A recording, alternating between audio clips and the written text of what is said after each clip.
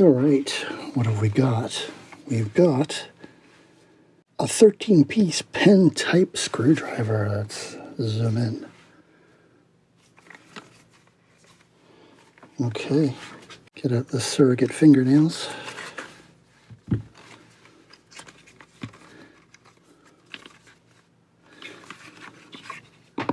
Okay, comes in a pouch, no loop or anything on it. So this is a screwdriver.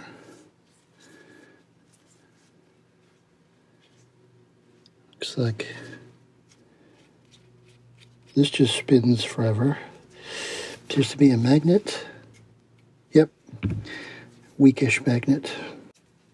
Oh, okay, so you take this, it's got 6 individual bits, and they're counting this as a nut driver of some sort, I'm guessing, to make 13 pieces.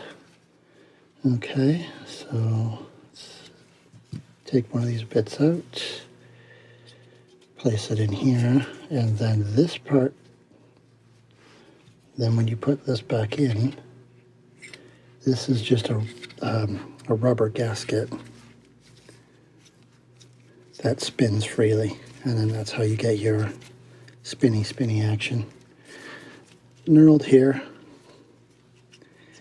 It's almost too long, because what I like to do with these type of screwdrivers is rest this in the palm of my hand and then operate the screwdriver like this, because then you can just sort of turn it instead of having to crank. And you see how much movement there is at the tip when you're cranking like this, so it slips out. But if you do this like a jeweler screwdriver, see how little movement there is.